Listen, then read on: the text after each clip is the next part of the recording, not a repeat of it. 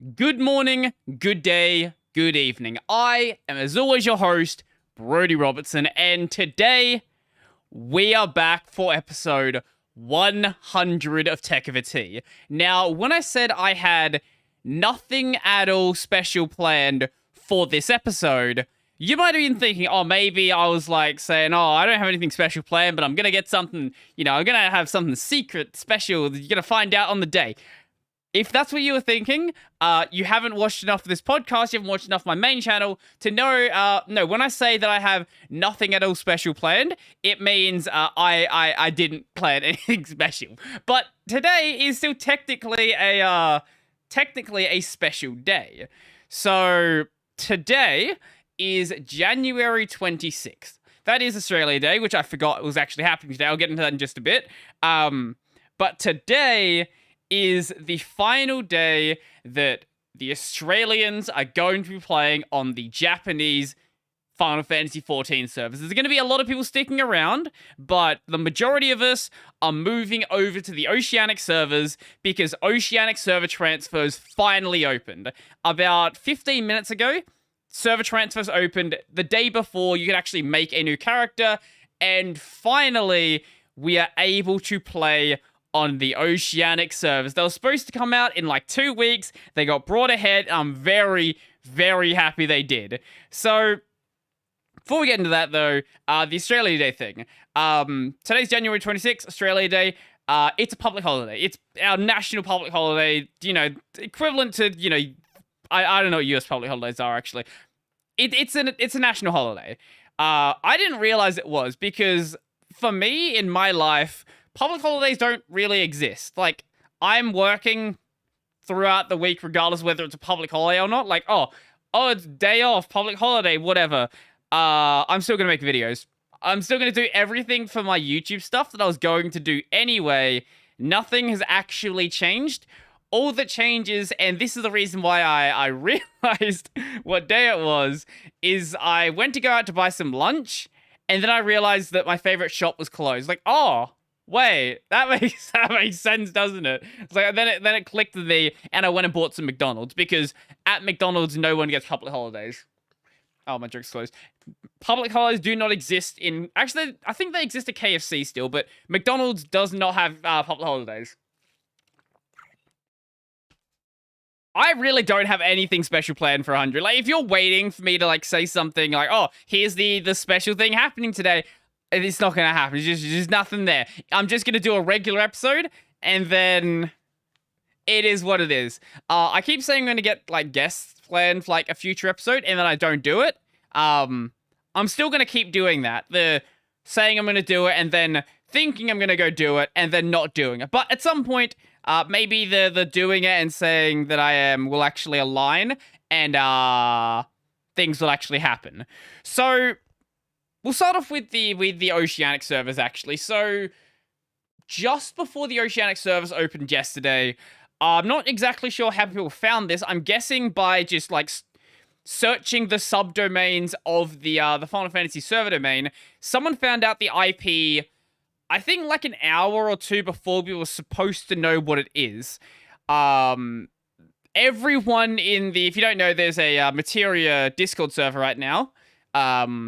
Everyone in the Discord server started pinging it, and everyone besides the Southeast Asian people who their ping was marginally better or slightly worse, all of the Australians were like, wow, look at this, sub 100 ping. So my FC leader, he went from 220 ping down to, I think he's at 50 now or something, which is absolutely mental. And that takes you from like being able to do low-level dungeons fine enough to actually being like making high-level stuff possible. Because playing JP, there was no way that I was ever going to be able to like even do an extreme. Like, just extremes, the mechanics are tight enough where having, in my case, I had 120 ping, having a ping that high just would have made it impossible. There's great videos out there of people trying to run things like Extreme Titan and just getting fucked by the AoEs. Like, they'll be outside of the circle a second later they die. It's like this is ridiculous. How was anyone gonna play like this? How did people play like this for like what? Four or five expansions? Because it's been since the launch of A Realm Reborn that there has not been Australian servers. So I think going on 9 years? Or is it 9 years? It's a longer, or maybe, no, it is 9 years going on 10 years. Yeah, it's going on 10 years. Were there any Australian players on JP or NA who were actually somehow competently running extremes and ultimates? If they were, I have no idea how they were doing so. Because, like, I would get fucked by, like, basic dungeon AoEs. Anything more than that would be insane.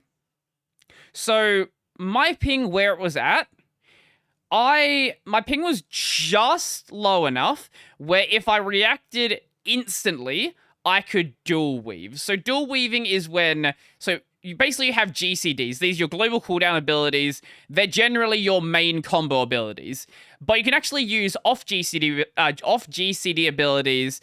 Those have different cooldowns. Usually the cooldown is based around the 120-second loop, but the reason why the times are set up the way they are doesn't really matter. Basically, you can run stuff between your GCD abilities. And dual weaving is when you use two abilities between your GCD. And at high level content, you're sort of expected to be able to do this, to actually be able to put out enough DPS to be able to, you know, in some cases clear the dungeon, but just clear the dungeon in a manner that's actually consistent and people actually want to play the game with you. I could dual weave if I reacted instantly. Like my Black Mage, for example, sometimes it would happen. It was more like maybe 1 out of 5 or 1 out of 8 times it happened though. So the fact that I can dual weave almost well on, or almost competently on 120 ping, going down from that to, I think I'm going to 24 ping, should be fairly easy. There are some things related to the ping which I don't know how it's gonna go. For example, another mechanic is called slide casting. So, because of server time delays, the bar you see on your screen for your cast timer and when you're actually allowed to start moving aren't actually synced. So, the way the game intends for it to work is when the bar hits 0, then you can move. If you move before the bar hits 0, your spell will be cancelled. Slide casting is where you do that. There's usually like if you move around 0.5 seconds away from the end, most of the time you're good. But it also depends on your server ping. So because my server ping was higher, now the window where you can slide cast is going to be lower, but also the bar between, or the difference between the bar and the actual time when the game thinks you've done a cast will be closer anyway, so slide casting becomes much less of an issue. But even so, there is always going to be some level of server lag, so knowing how to deal with slide casting is always going to be a net benefit. And there's a bunch of mechanics like that which are sort of based around the server ping, which in some ways get easier, in some ways get harder, but overall, I am happy with a lower ping. I have not had a chance to play with the lower ping yet, but there's no way that it could be worse. Like, that's the thing. I am running Palace of the Dead at 130 ping and dying to fucking bullshit. Like, absolute bullshit mechanics and attacks that I didn't even realize had happened yet, so I have no way to mitigate them. But now I should be able to react to it and actually get somewhat further into it. It also let me start running higher level content as well. And yeah, we'll see how it actually goes. There are some concerns I do have about the Oceanic servers though. So market boards I'm going to abuse because they're a mess, but market boards are going to be a bit rough for a little bit. For example, things like selling your crystals. The reason why crystals are so cheap on JP, NA, EU, everything like that is because they're bot accounts. And there are insane there are bot accounts, but also insane people who just do nothing but crystal mining all day. And I have no idea why they do that. There are much, much better money-making methods than just mining crystals. But people do it anyway. But on the new servers, the market boards are going to be empty. Like, none of that stuff's going to be there. So I wouldn't be surprised if there are people selling, like, bottom-tier crystals, which you need for every single crafting recipe, for, like, 10x the price. Normally they sell for, I think fire crystals sell around... I think it's still around, like, 5 gil or something. I wouldn't be surprised if people are selling them for, like, 50 gil. And people sell them in 500 or 1,000 stacks. So that's actually a fairly big, gil drop there. Which I am not excited about paying, but also I'm just not going to do any crafting for a little bit. It's not going to happen. I'll do some gathering, because gathering is going to be where the money making is, and I'll be running dungeons, because I'm still in the process of doing all of my leveling. So I've been wanting to play a healer for quite a while, but my concern with healers, even though white mages are like really big healers, like you can heal massive numbers, my worry is that with the higher ping, I would let someone get down too low, because I was worrying about keeping up my DPS numbers as well, and let someone die when I should have been able to heal them. I'm less worried about that now, so I'm wanting to play a healer. Like, I've never played a healer in really any game that I've played, because usually I don't play MMOs. And when you're not playing an MMO, why would you play something that's not not a DPS or a tank? Because you can just let the AI do the healing. So it's just not a problem that I've ever had to deal with. But there are a lot of benefits of doing healer, especially on fucking Oceanic right now. Apparently everybody's playing a tank. I don't know why. I actually don't know why everybody is playing a tank. Like, I would have expected that DPS queuing would be the hardest, because, you know, that's just how the game typically goes. Most people play a DPS. But maybe there's a disproportionate number of people in the Oceanic region who like tanks. It's possible. I don't know. But apparently right now, everyone's waiting on healers to queue. And in some cases, waiting on DPS to queue, which is fucking insane. So that's going to be something I definitely take advantage of, and take advantage of getting the daily bonuses as well. Like you get, so when you queue up for like your daily roulettes, it'll tell you what job type, or what role, sorry, is the one that is in demand. Generally, it's either tank or healer. It looks like it's going to be healer just constantly for a little bit. And I'm gonna use it and get my Grand Company seals and get some money, because right now I don't have any go. So when I was going over the benefits you get from transferring over to Materia, the Oceanic Data Center, I didn't realize there was some sort of, I guess you'd call them hidden benefits.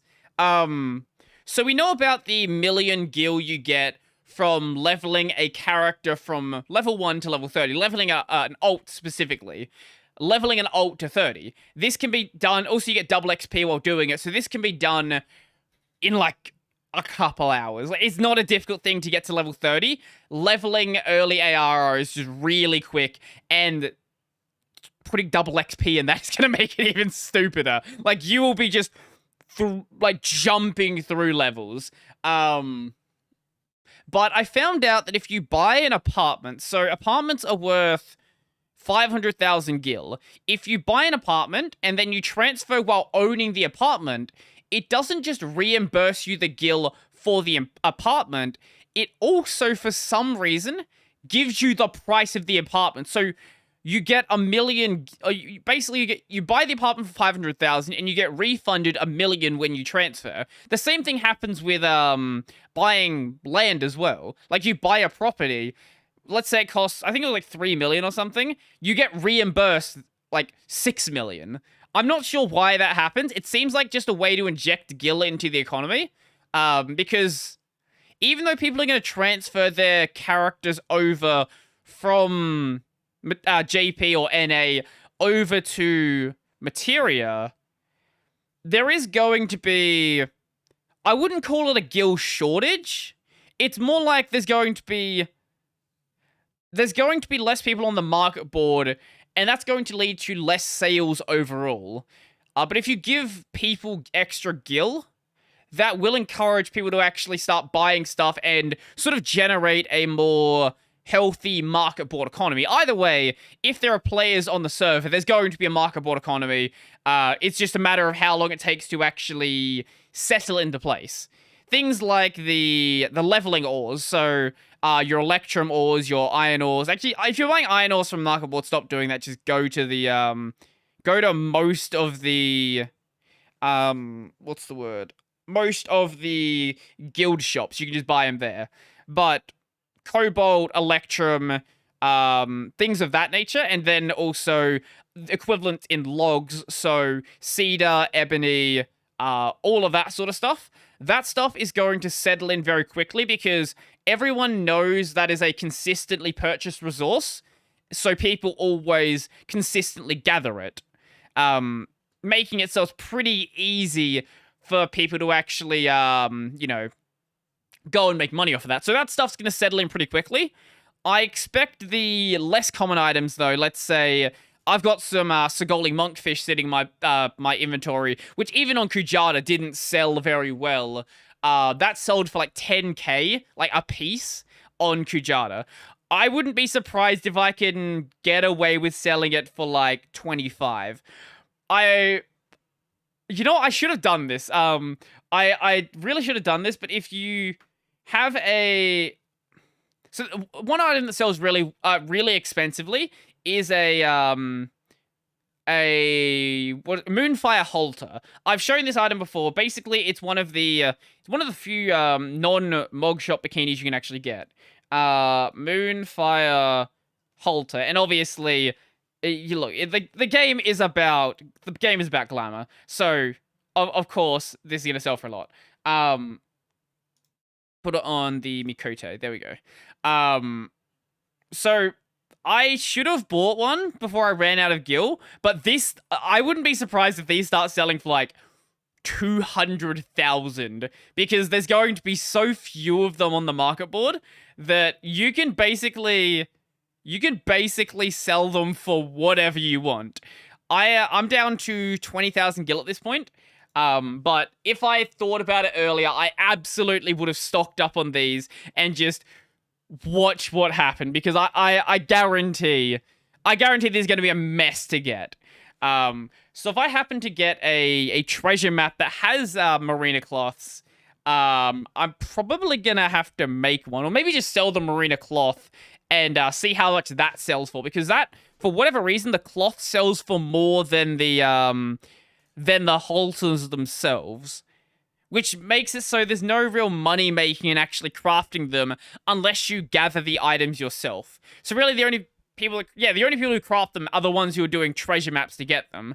And because it's also a 3.3 item, less people are doing those treasure maps, and the only people doing the treasure maps are the people trying to get the item. So it's this weird situation where you have this super popular item that you get the item to craft it in a really, really not popular way anymore. And because you only get one treasure map a day, it's also a mess because of that as well. But yeah, it is what it is. Market boards are going to be fucked on Oceanic, and I'm going to abuse it in ways I can, but it can only go so far, basically. But speaking of actually, wait, was there another... I feel like there's another benefit that I wanted to mention that's slipping my mind. Another hidden benefit. Actually, I want to check the Discord, right? I feel like there was another hidden benefit that I'm forgetting to mention. Oh, God, you have a bunch of people cosplaying NPCs. And there's a dude called Tony Abbott in Limsa, apparently. Because, of course, there is. Why wouldn't there be? That actually takes us into something that's also happening quite a bit as well. Is it on here? It's got to be on here somewhere. Oh, people are just okay. I'm not gonna find it. People are spamming chat because the the thingy is full. The thing is full. The data center is open. Anyway, so if you go to the character search for FF14, it allows you to go and like look up, characters that may be on your world. Now, I am not surprised that this is the case, but there are quite a few characters named after various Australians. So there are quite a few Clive Palmer accounts.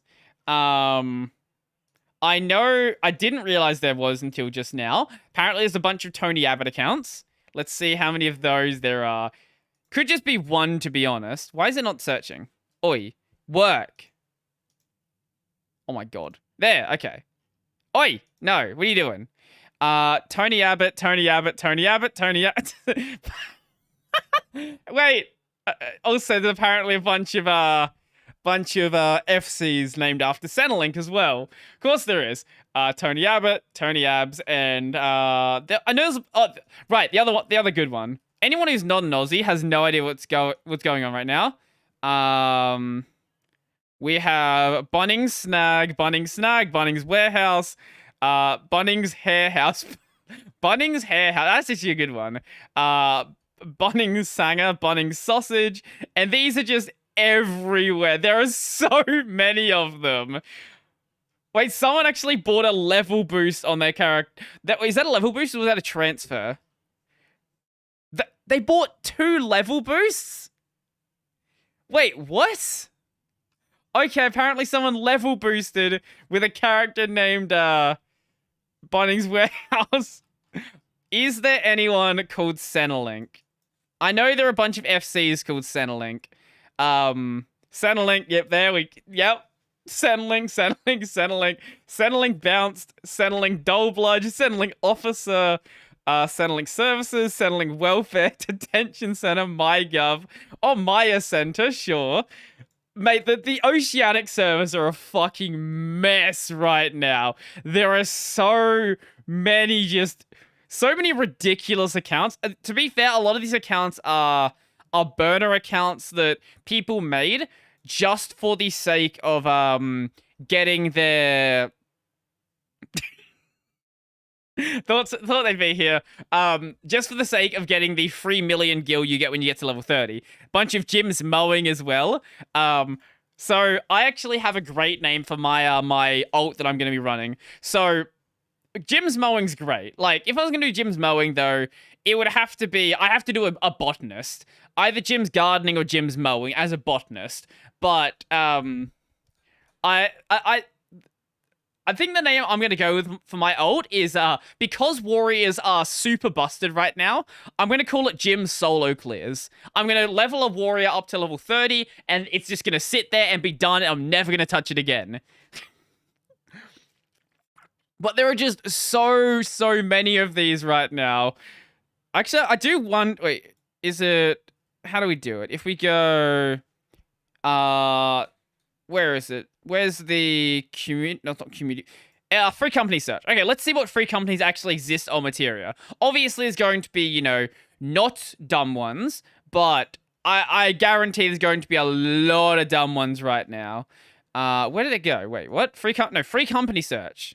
There we go. So here on Materia, let's see what we've got. Search. I know, there we go. Yeah, there we go. 2 a.m. Macca's run. See, some of them are like not ridiculous. ANZ Bank, and then we've got ANZ Bank. Oh, I know someone actually called themselves, I think they called their ult Bendigo Banking Way. Oh, bad, yeah, of course, Bad Dragoon. Someone's got to get in there with a, like, now that you have a new server, you've got to, like, take the really good names before anyone else does it. Bunnings Warehouse, Bunnings Warehouse. Centrelink. And look, it's a good idea. I hope that Centrelink never gets a house because look, that you gotta RP as Centrelink. Wait, was that clan drop bears? Yep. Okay. Crayon rejects. What else do we have? D's big. Democracy. Oh, democracy manifest. That is a. Oh, I'm dying. That's an old one. That's one that that's one that most people are probably not gonna get. This is democracy manifest. Devondale. Let's see what. Drongos bongos. Drop bears. Okay. Elemental. Oh wow, that's a very exciting one. I see. Eshe's Eshe's Oh god. Hadi's nuts. Yep. Oh, there's Graha. So these guys were. This is an interesting FC. Just can we see their members? All of their members are the same character. All of their members are the same character. It's beautiful. It's genuinely beautiful. Heckies. Let's see. Anything else fun in here? Jim's rating. Okay, that's a good one. Lalafell Black Mark. Lazy Doll Bludgers. Yep. Limsa Cigar Club. That's a boring one. Come on, give us some more Australian ones.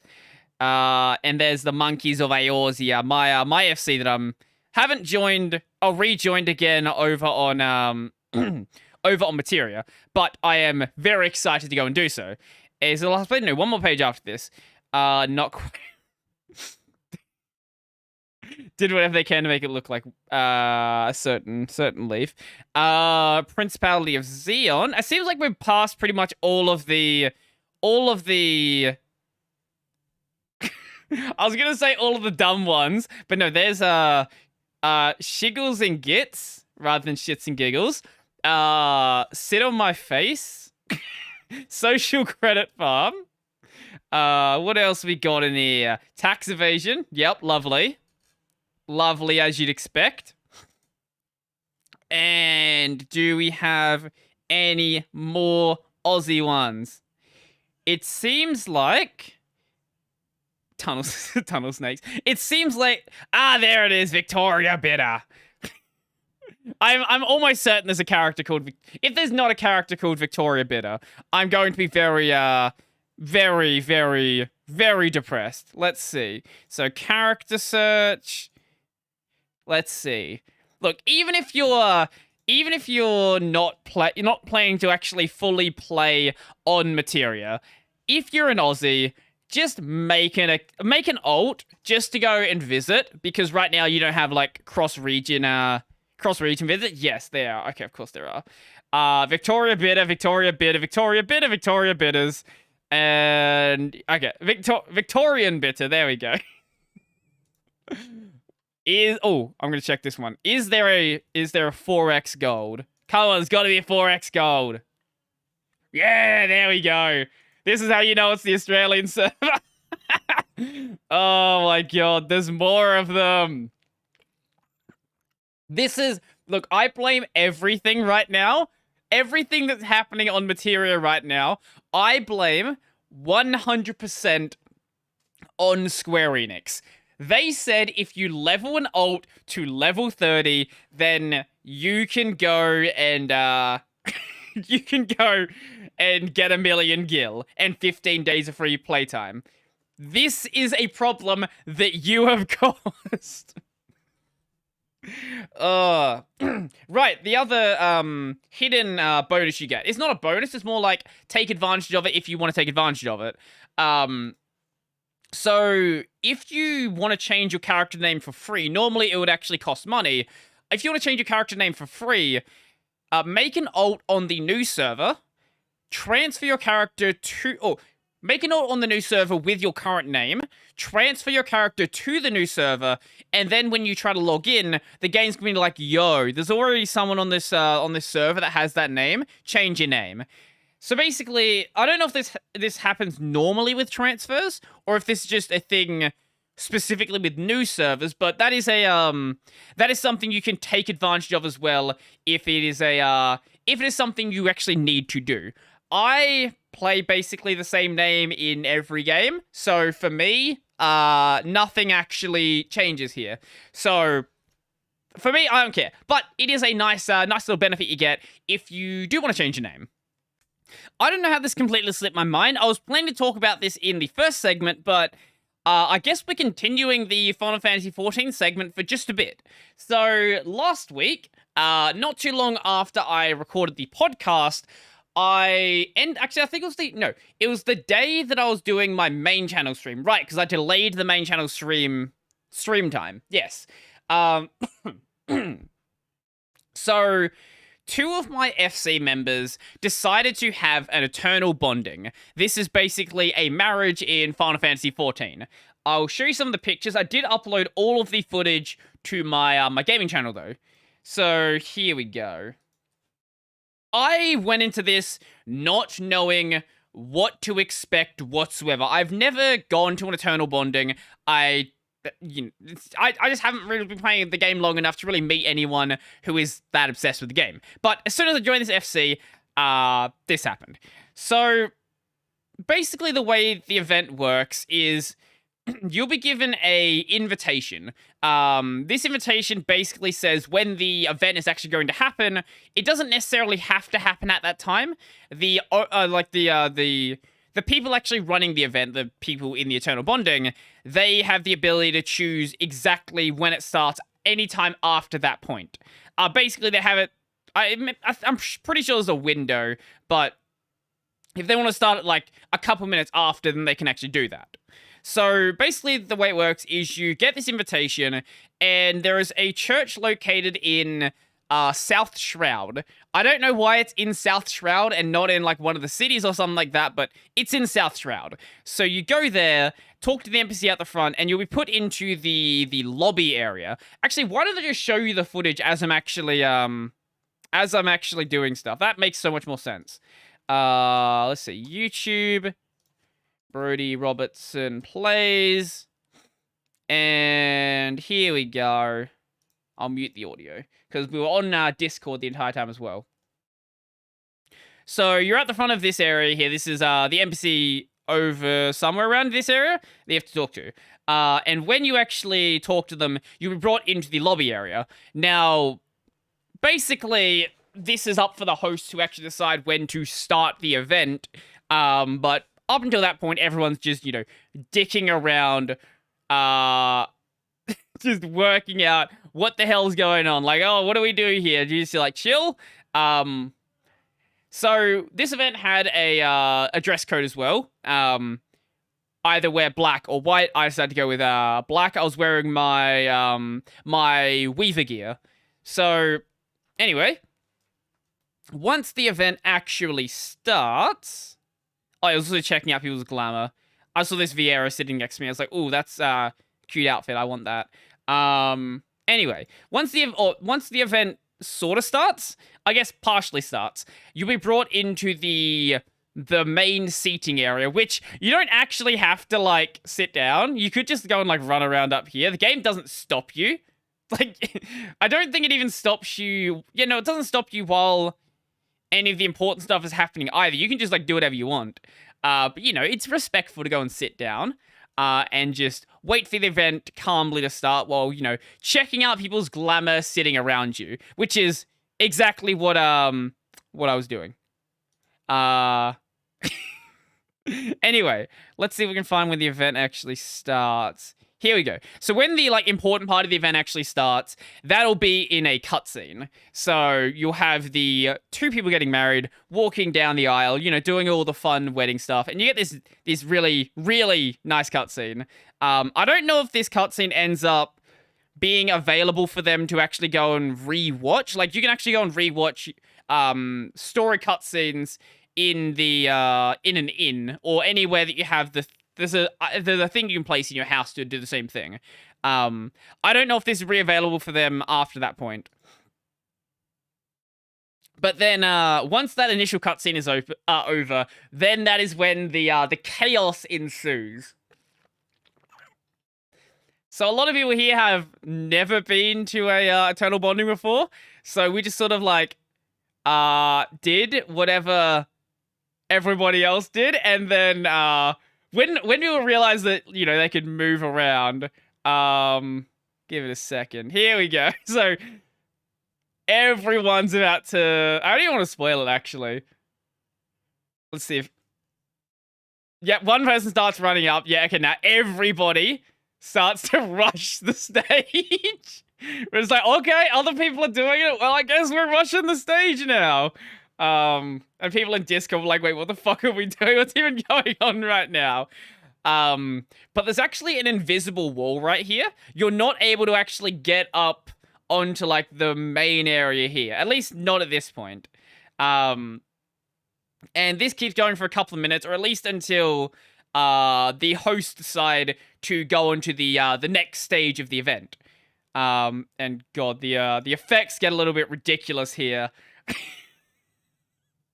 When they decide to go through that, then there is the ring exchange, which is a really, really cool scene. I love it. And you can see I take a lot of screenshots during this. But once they exchange the rings, here we go. Is it further ahead? Where is it? Yeah, here. Okay, here's the scene.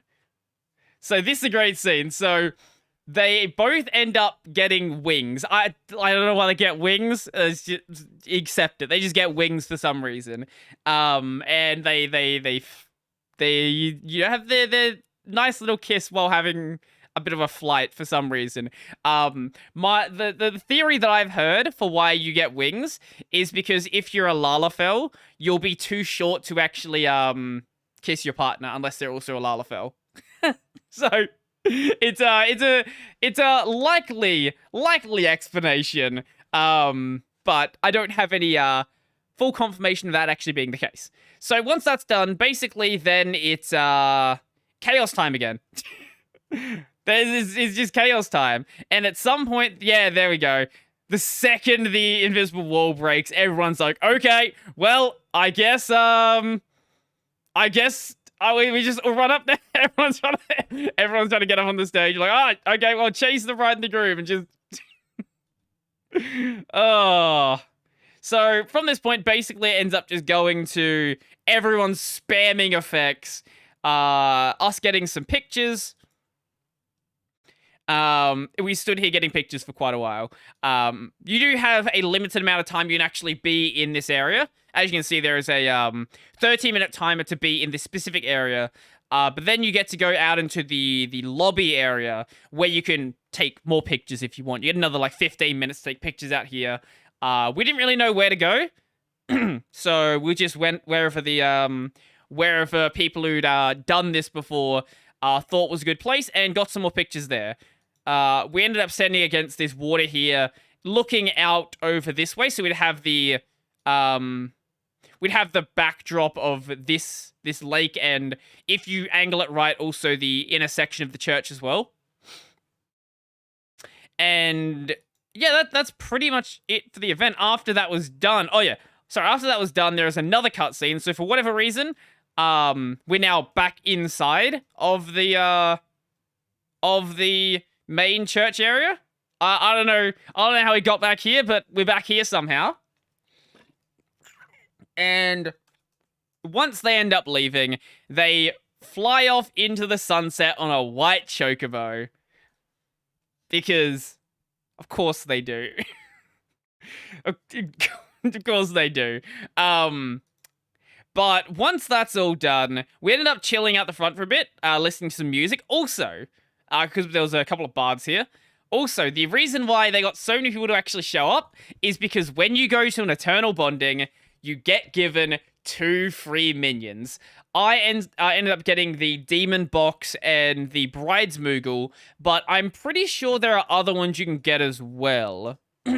Let's see. FF14 Eternal Bond Minion. Let's see. Presumably there are other ones that you can get. Okay, no, those are the only ones you can get, I guess. So if you go to another Eternal Bonding, then you won't be getting another one. So everyone who attends gets these, and obviously only people who actually who are going through the Eternal Bonding get the Embrace Emote, the Eternity Cake, and also the White Chocobo. But I believe only one of the people get the Chocobo. I think only the husband gets the Chocobo.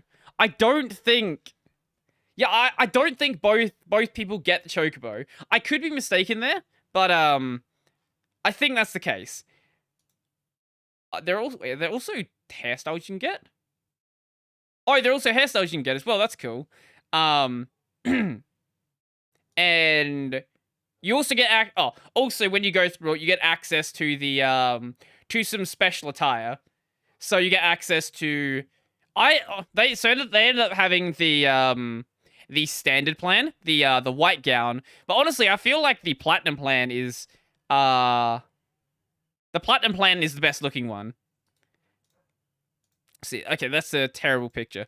I don't know. I kind of like the white with red accents. I feel like that it's a bit more of an exciting outfit than just like, hey, it's a white dress. I get why you like the white dress, but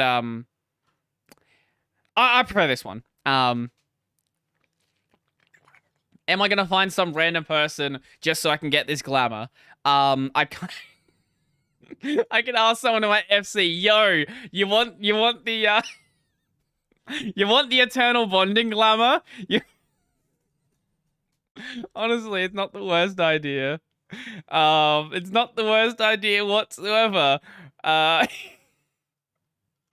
So, okay, also, that's why they had the okay, that's why they did the white outfit. Because you don't have to pay for it. But to get the better version of it, you do. That's kind of insane. Wait, what? Why does it cost so much? It functionally nothing actually changes here. Why does it cost so much if you want to go with the platinum version? That's split between the two people getting married, not amongst the guests, but $11.50 per person. Basically, the only thing I'd want from this is the red gown. Let's see if I can find a better picture of it. FF14 Garments of Devotion. Let's see. Yeah, would I want to pay for it? Not particularly, but like it is a really good looking glamour though. It is really good looking glamour. Anyway, it is what it is. If you ever get the experience to go. Oh, also, I didn't know this, but the Gown of Eternal Devotion is not gender locked. I think that was changed in Endwalker actually. I think they changed a bunch of the gender locked gear. Yeah, I'm pretty sure they changed a bunch of the gender locked gear in Endwalker. I'm pretty sure that was included in that. Anyway, so anyone can now wear that if they want to. Actually, wait, what's the funniest one? Yeah, no, you know what? I want to see two big Rogadines wearing the dresses. Make them look like Shrek as well. That would be amusing. Someone invite me to that. I would be a big fan of that one. Anyway, That's enough FF14. We've talked about it for like 45 minutes at this point. Let's talk about something that's not FF14. And talk about something that is a massive, like... Oh, okay. Wait, also, the Chocobo you only get if you pay for the Platinum version. So, that's also a scam. Also a scam that you don't get that. Anyway, it is what it is. So, no shit situation. Yes, this one. Call of Duty's next 3 games will hit PlayStation despite Microsoft's Activision deal.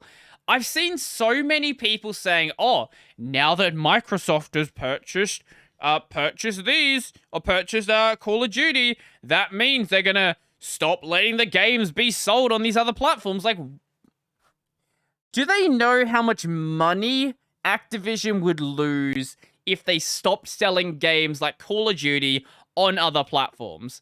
Like, nobody's going out of their way to buy an Xbox One to buy just Call of Duty. Like, if they didn't already have an Xbox, they're going to play it on whatever they have. And the way that I've sort of noticed what Microsoft does with its acquisitions is it buys them to do fucking nothing with them, which isn't a bad thing. Like, in the case of Amazon buying Twitch, that was a problem because Twitch actually has things that need to be addressed. But when Microsoft bought Minecraft, they didn't do anything with it. They just let Minecraft keep doing Minecraft things. When they bought GitHub, GitHub is still just doing what GitHub does. Literally nothing has changed. And I sort of expect the same thing to happen with this as well. Activision's not gonna really... Like, there's no reason why you would get Activision to pull all of their games off other platforms, because what would happen there is if people were worried about an antitrust lawsuit because of this this merger, a good way to make that antitrust lawsuit happen is to pull the tech from all of your other competitors. Like, that's a good way to just make it happen today. So, yeah, of course, Call of Duty is going to be on other platforms. Like, yeah. Microsoft just likes to make money. They don't really care how they're making money, as long as they are making money. And this was something said specifically by Phil Spencer, the CEO of Microsoft Gaming. Like, yeah, we'll just keep it there, because... I don't get it. Like, why do people think that Microsoft is still the Microsoft of, like, 1990? Like, they're a very different company at this point. They just want to make money.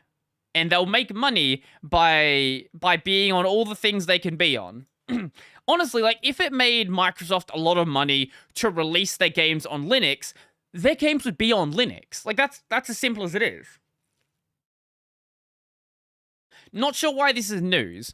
Wow, all the games that will be released before Microsoft has any legal say on COD will still be on PlayStation. The only actual scoop here is they're saying Warzone 2 instead of updating the existing game for next gen. The next 3 Call of Duty get... no, the takeover happens next year. There's 18 months until the takeover happens. There's not going to be 3 Call of Duty games in the next 18 months. What are you talking about? What do you mean? What are you talking about? Oh, people are dumb. There's going to be one of them. There will be a single game. One. It'll come out in, like, October, November time. The same time it always comes out. That is all. The next one will come out after the deal is done. People on the internet are fucking stupid sometimes. It is what it is. It is what it is. Speaking of it is what it is, Twitter. Twitter and the whole... Twitter brings NFTs to the timeline as hexagon-shaped profile pictures. Now, if you've been paying attention to Twitter, you've probably noticed that a lot of people now have hexagon pictures. So there are 2 ways to do this. Also, this is a part of Twitter Blue, so you also have to pay Twitter money to use your NFT picture. So the picture that you supposedly own, you have to pay them to use it, because that also makes sense. Anyway, there's a lot of people who don't realize that Twitter actually supports transparency in its profile pictures. So you'll notice a lot of people right now that have their profile picture in a hexagon shape. And that's fine. Twitter doesn't do anything about it. Like, this looks like an NFT profile picture. It acts like one. It acts enough like one. It's just as worthless as one. So it's all it needs to be. But if you don't care about that and you actually want to do this properly, there is a way to do so. What you do is you take your current profile picture, you go to OpenSea, whatever you want to use, you mint you mint it, and then you're good. Usually you do. So you can take someone else's NFT, mint a new picture of it, and then, or mint a new NFT of it, and bam, wow, look, now you have your NFT. And here's the fun thing, right? It can be pulled off, like, it can be, like, not, like, pulled off any of the listings to have it listed publicly, but it's still going to be in your wallet. So, like, also don't attach your wallet to Twitter. That's a really stupid idea. But yeah, this is giving the normies a good taste of what NFTs are. If any of the normies out there don't know what an NFT is, well, they're gonna know about it very soon. There's a lot of people who are saying, like, oh, this is gonna help bring NFTs into the mainstream. Like, yeah, it is. Yep, absolutely. And it's gonna make more people be like, oh, I don't want anything to do with this in my life. I just want it to go away. That's pretty much what's happening right now.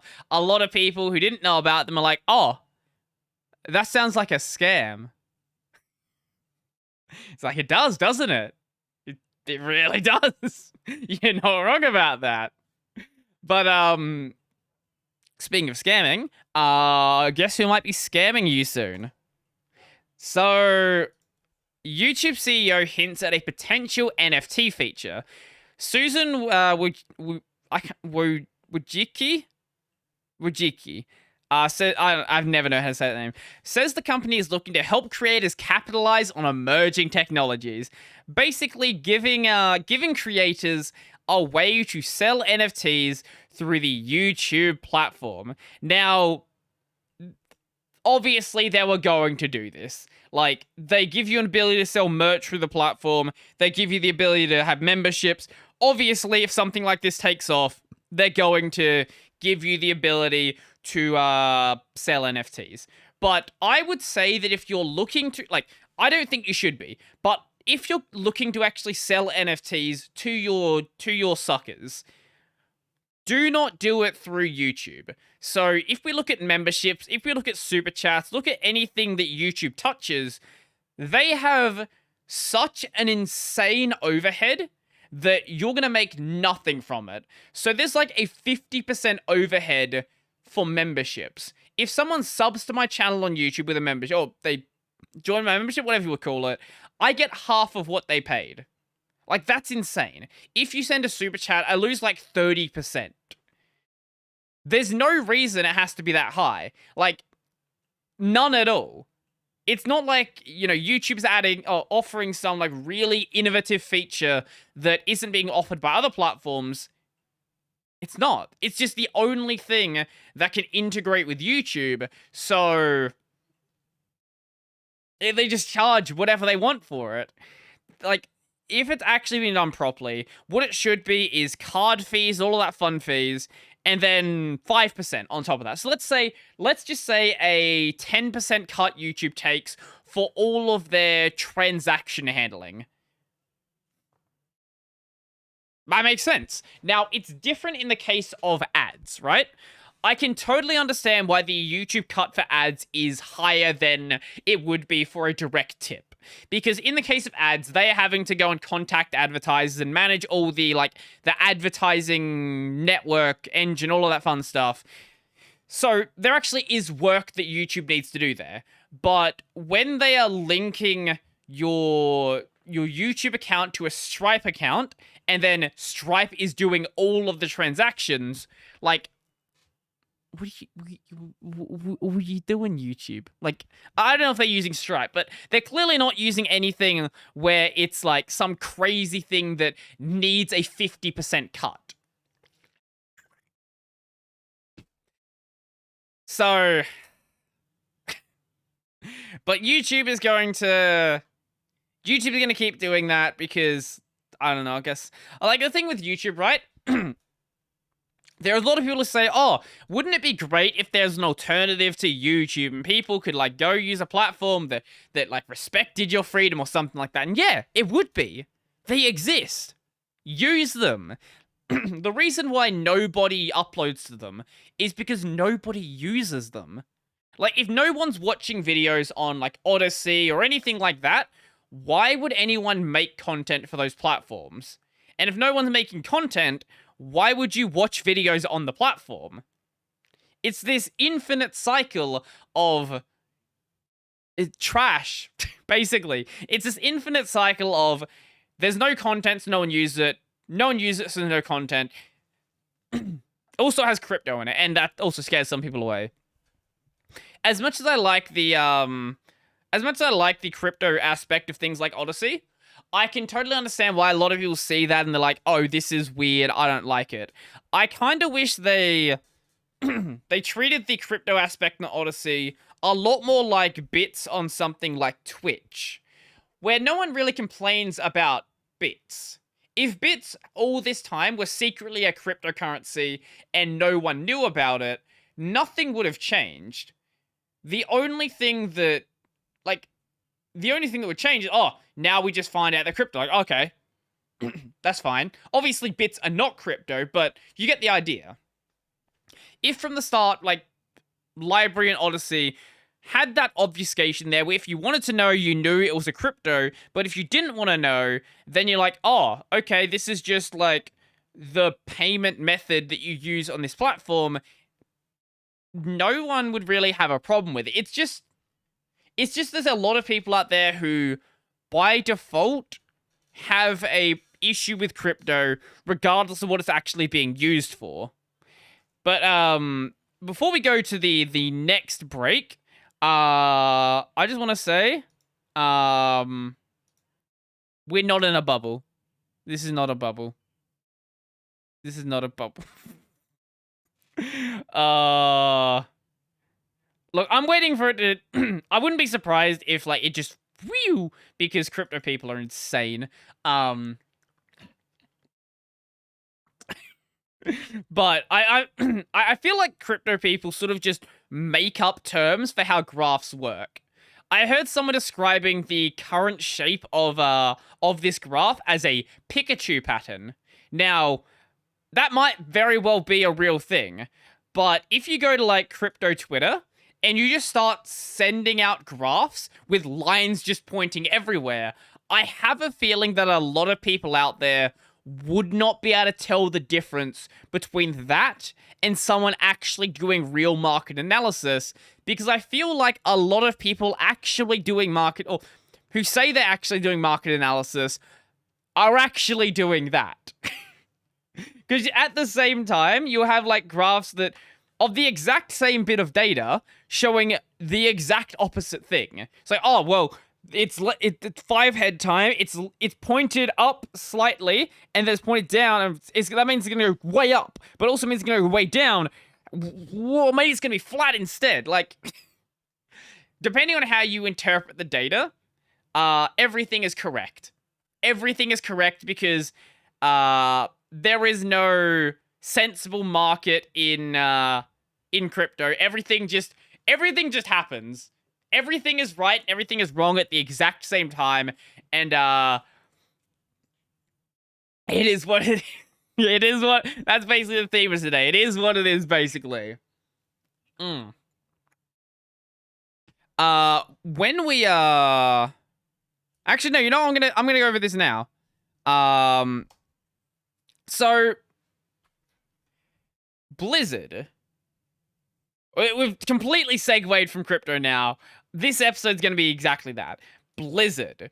Blizzard announces a new survival game while still reeling from multiple controversies. The as yet unnamed game is Blizzard's newest ISP since Overwatch. Now, I don't know what the game's going to be like. It could be great, it could be terrible. I don't know. Blizzard has a history of making really good games. They have a modern history of drinking breast milk. But we'll see what actually happens with the game when it actually comes out. But I feel like the reason why they probably announce it around now is because people may not want to believe it, but the internet has a very, very, very short memory. Like, if Blizzard starts making things that are actually good, everyone's gonna forget about the controversies and everything that has happened with Blizzard, and Blizzard's gonna go back to being this beloved company.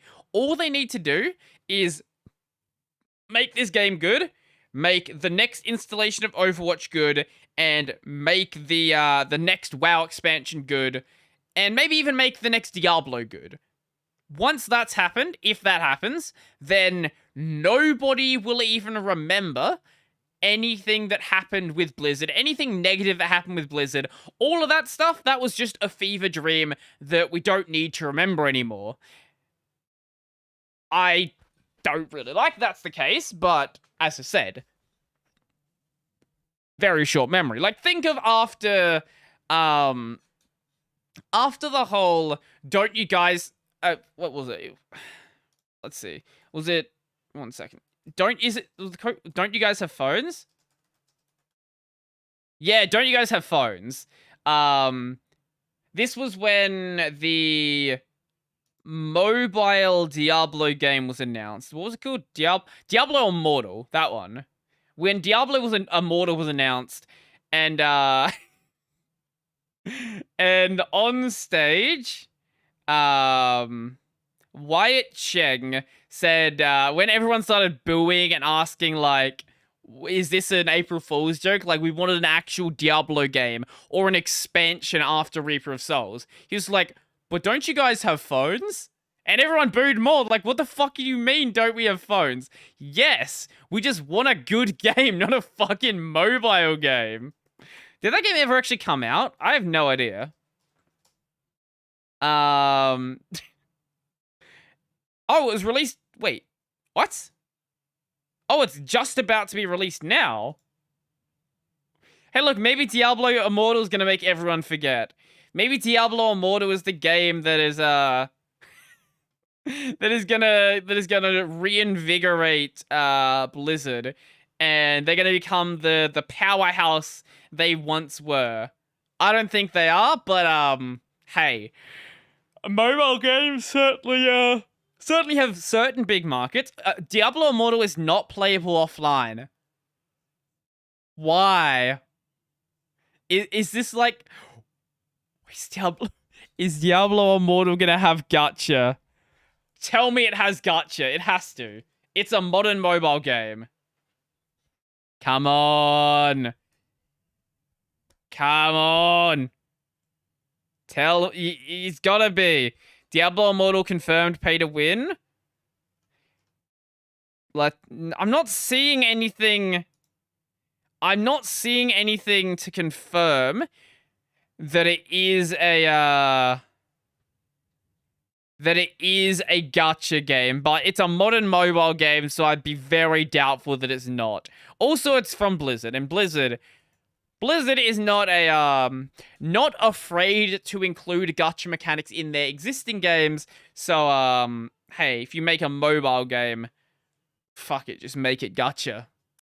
So, I just went and checked my FC Discord, and it seems like the region transfers aren't working as seamlessly as you might like. Now, this is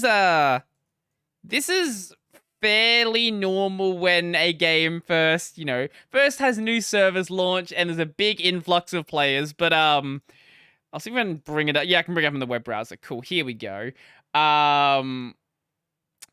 Homeworld transfer service. A problem has been found with your Homeworld transfer application. Please review the possible causes below and resubmit your Homeworld transfer application. Transfer application summary. Homeworld Kujata. Destination world Sephiroth. That is all. That is all the information we will give you. We're not going to tell you what could possibly go wrong or what's possibly going wrong. We're not going to tell you there is like an influx of players or anything like that. All we're going to say is shit's fucked. We're not even going to say shit's fucked. We're just going to be like, oh, there's a broken problem. Here's another one. There's just a wall of people saying the exact same thing. Yo, the transfer's not working, and well, yeah. Also, there's some people who are getting a, let's see. There was a warning in here saying,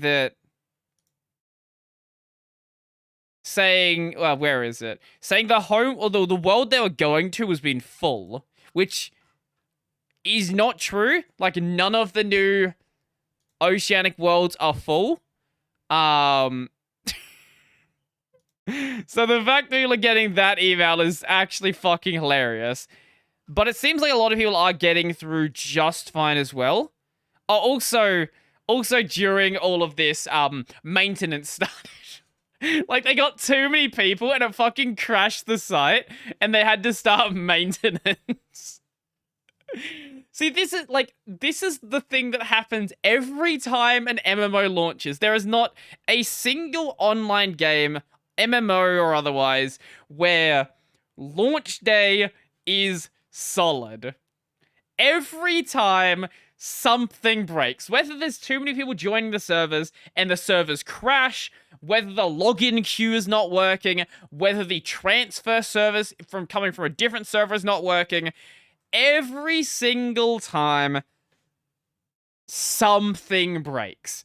And when it breaks, there's not really much you can do in this case, because it tells you don't log back into the game until the transfer's actually done. So, I don't know. This is why games like RuneScape are great. They don't have this problem. They don't have, like, region-locked servers. You can just play on whatever server you want. You want to go and be in, like, I don't know, Australia and then play on the England server? Sure, you can do that. Nothing's stopping you doing so. And then the next day, without paying anything, you can just go wherever you want. But that's sort of like the, it requires a very different sort of game structure to make that happen. For example, Final Fantasy has a data center by data center economy, whereas RuneScape has a global economy. So if I sell something on, let's say I sell like a rune plate body on RuneScape, that will be sold to people all around the world. Anyone who tries to buy a rune plate body is going to be able to buy that. As for Final Fantasy, though, only people within your same logical data center can actually purchase those items, which means you actually also have very differing prices between different regions. I found that a lot of stuff on Kujata, for whatever reason, actually tended to be more expensive than many other places out there. I don't know why that was the case. Maybe it was because, I don't know, maybe there's a lot of raiding on JP, and I guess then there would be less people doing gathering stuff? That could be the case, but it doesn't seem like it would be. Maybe there's just overall less JP players than there are NA players at this point. Because there are a lot of ex-WoW players who've now moved over to playing Final Fantasy. Honestly, either thing's entirely possible. I just don't really have a good explanation for it. But since we're back on the topic of Final Fantasy, I've looked more into why the so I think last week we talked about the cross-region data center transfers, or data center travel. So I could go and visit someone on the NA servers or the EU servers or the JP servers while I'm on Oceanic. So the cultural differences are something that I haven't really experienced firsthand because I've only played JP. But I do hear from other people that JP is this sort of, it's this weird case, weird exception, whatever you want to call it, compared to a lot of other places. But really, all the data centers have their all the regions have their own sort of cultures. So JP has a lot of people who don't really talk in the say chat or the shout chat. A lot of people are really quiet. Like, you go into Limsa and nobody is talking. I actually noticed that it seems like a lot of the Australian players just didn't talk because they didn't know if there were other English speakers around or if it was JP people around. But as we were leaving Kujata, the chat was actually full of people talking. So I have a feeling that it's going to be a different experience over on the Oceanic side. But there's even like differences in like Party Finder. I guess what's the word? Party Finder. Fuck.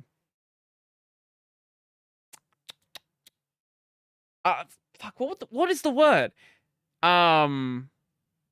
Being nice to the. This is why I should live stream these. Having a chat here helped me will help my brain work. Basically, the way you deal with Party Finder. Apparently in NA they don't use macros to talk about the tactics you're going to have, the strategy you're going to have to beat the boss. They actually talk about it and like decide on the best strategy, and you're expected to go and like read the guides until you know how each of the strategies actually work. JP and EU, though, you just put a macro in the chat and you just go where the macro tells you. So let's say it wants you to form like an X with the enemy, and there's like a tank here, healer here, and then like DPS on the other edges, or whatever the layout happens to actually be. And that's a much easier way, because even if you don't know the strategy, if you just follow the macro, then you'll generally be good to go. I don't know if this is like entirely the case, but I do hear that there are like a lot less people who use macros. The macro style in JP and EU is slightly different, but the general idea is pretty much the same. Like, if you know EU macros, you'll be able to work out JP pretty quickly. It's just they use slightly different symbols. But Oceanic's going to be very strange, because you're getting a lot of people who come from JP who seem like they were just being quiet because they didn't know, like, whether there were English speakers around. But you're also getting a lot of people from NA as well. There are a lot of Australian players who play NA instead. The benefit you get from doing NA is if you play in the morning, morning time is the peak time for the NA region. So it depends on when you want to play the game. EU is fucked. If you want to do EU, then you have to be up at like 2 in the morning, but it's not gonna happen. I generally play like most of the day though, so it's not really a big deal for me regardless. But I totally can see the convenience on being in the NA servers just for the early morning gameplay. But if you play at night, then, you know, JP was obviously the place that you wanted to be, because servers get lively around like 6-7 p.m. and yeah, because like Australia is only like an hour in some my state, I think it's like an hour and a half behind Japan. So it's pretty easy to actually work with there. So I will be playing a bit over the weekend, and I'll let you guys know, I guess, how the cultural differences actually feel, how it ends up feeling playing on the Oceanic servers rather than being on the JP servers now. I guarantee I'm going to be very happy about the ping, but we'll see how the rest of it goes. Since we're on the topic of gaming, let's talk a little bit about EAC. Easy anti-cheat. Now, EAC support for Linux was announced, I want to say, like 4 or 5 months ago. It's been quite a while. Let's see. Do we have a date on this blog post? No, that's the blog post announcing this. Do we have a blog post on the original? No, we don't. Okay. Ugh. So, basically, a couple of months ago, EAC support was announced for Linux. Now, I didn't know this at the time because I didn't fully read the documentation, and people were sort of spreading around a limited version of this idea because a lot of people, I think, didn't have the full story. So at the time, if you wanted to enable EAC for Linux, you needed to be using the EOS version. The EOS version is the Epic Online Services version. This is the version that integrates things like your Epic Games, or the Epic Games Store, the Epic Account Services, all of that fun stuff. I think there's some integration with like the Unreal Engine and other fun things like that. Now, this is great if you release games on the Epic Games Store. If you don't, though, that's the problem. Now, Epic wants the EOS version to be more popular. The problem is it's not.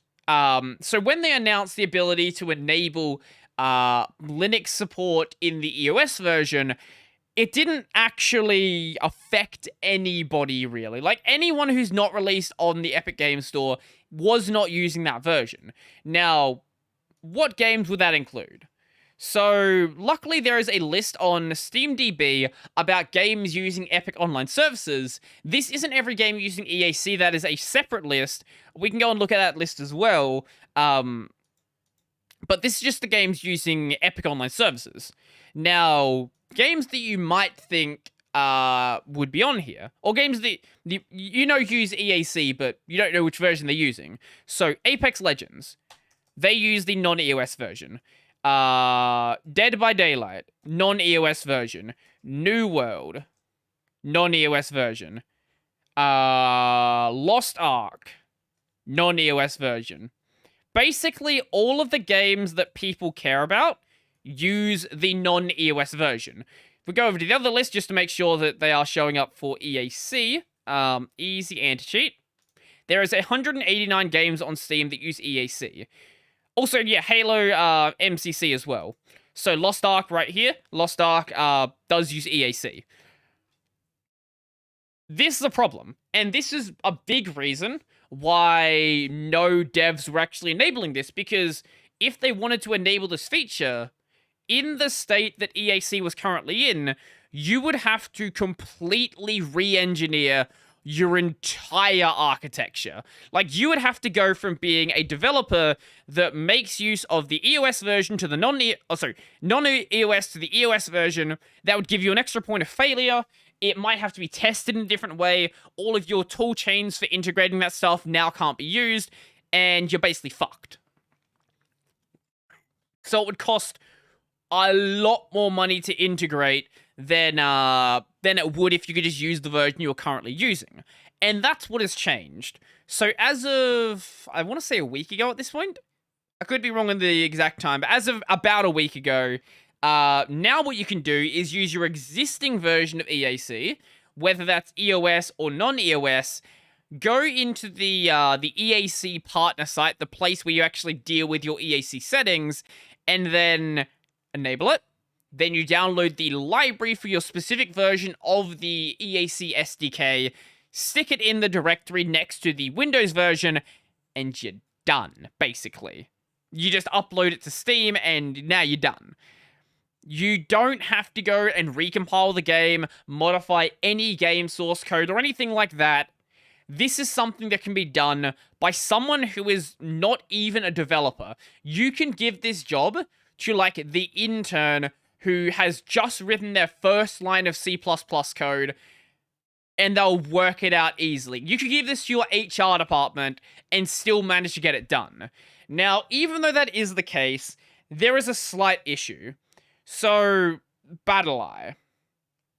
BattlEye, from the start, has been basically this easy. All you do is send a message to the BattleEye devs, be like, yo, dog, enable a BattleEye on Linux, and they're like, aight, we'll do that. And then it gets enabled. But even though that's the case, I think only 5, 6 BattleEye devs, BattleEye game devs, have actually enabled BattleEye on Linux for their games. There is a lot more games out there that haven't been enabled yet that, like, absolutely could be. The reason for this is, even though it is absolutely dead simple to enable, there's still issues with actually enabling it. The biggest concern is, if you want to enable it, you probably also want to test your game as well, to make sure that when you enable it, the Linux version actually is working well, rather than, you know, just saying it works now, and then people just getting a ton of refunds because they buy the game and see it's not actually working. This could end up leading to, like, a class action lawsuit and fun stuff like that a lot of companies just don't want to deal with. So they'd want to go and test it to make sure that even if it doesn't work perfectly, they know, like, what the issues actually are, and they can report accurately about what those issues actually are, so that people who are trying to buy it know what's actually happening. The other thing is, there may be devs out there that have, like, a vendetta against Linux, that are like, oh yeah, well, Linux sucks because, let's say, this idea that having Linux players on your server increases the amount of bots. So there is this idea that the reason why TF2 and CSGO and games like that have a lot of bots is because they have Linux support, not because their anti-cheat is absolute fucking just god-awful. The second one is definitely the case. Obviously, you can easily spin up bots on Linux, but, like, spinning up bots on Windows is just as easy. Like, there's nothing about Linux that makes this easier. If anything, it is harder because, like, there's less games that are actually supported, and the games that are supported may be flaky at best. Or they might just have some other, like, external vendetta, and they just don't want to do it. So there's, like, the resources problem and just not liking Linux. And this might lead to devs, even though it's dead simple, still not doing it. So I am kind of worried about what's going to happen with the Steam Deck launch. Because right now it's, I don't know the exact date, it's a couple of weeks away, it's sometime in February. And that's very close. There's hardly any EAC games that are supported, hardly any BattleEye games that are supported. Unless they're all waiting for, like, just around the launch to sort of, like, ride on the hype of the Steam Deck, then I feel like the Steam Deck... Oh, I'm tired right now. I feel like the Steam Deck may end up being like a Steam Machine 2.0. Not in the fact that it's bad. Like, not that part. The Steam Machines were released at a bad time, and Proton should have existed before the Steam Machines actually did. But it might be similar to the Steam Machines, wherein it comes out on launch, and then it doesn't really have as much of a use case as Valve wanted to claim it did. But what did come out of the Steam Machines was Proton, and was all of this amazing Linux stuff we have nowadays. So if the Steam Deck does ultimately fail, I don't think that is, like, the end of Linux gaming. Like, there's some people who are, like, really worried about that. I don't think Valve is going anywhere when it comes to Linux gaming. I think that if they do fail, that just means they need to try again a third time. That just means they need to have, I don't know, a Steam Boy, whatever you want to call it. Basically, the voice crack there. Basically, the third iteration of whatever the Steam Machine Deck library is, or family is actually called. Because even if we don't have the Steam Deck succeed, we now have EAC on Linux. People now know that BattleEye is on Linux. We now have better versions of Proton. All of these things make Linux gaming better, even if the Steam Deck itself isn't ultimately a successful device.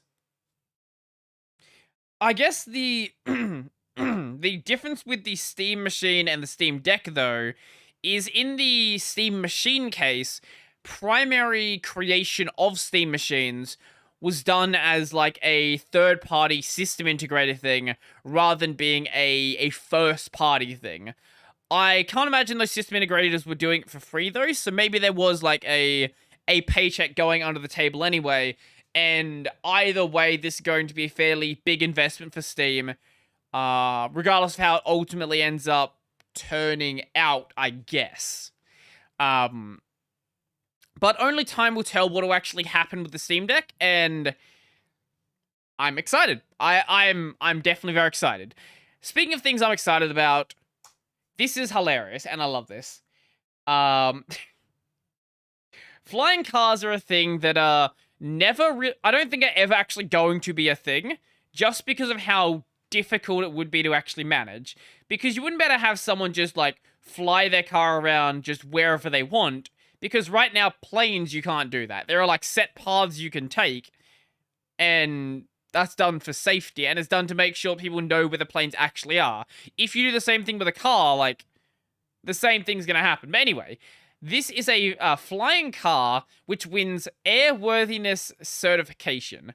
I need to show you this video. Basically, it is a convertible flying car. If you see it land, I think that's a good example. Yeah, good example of what happens. Oh, or if it, yeah, here we go. So it like lifts up the wings, like folds them back, and like brings in the spoiler as well. And ultimately, it looks fucking awful.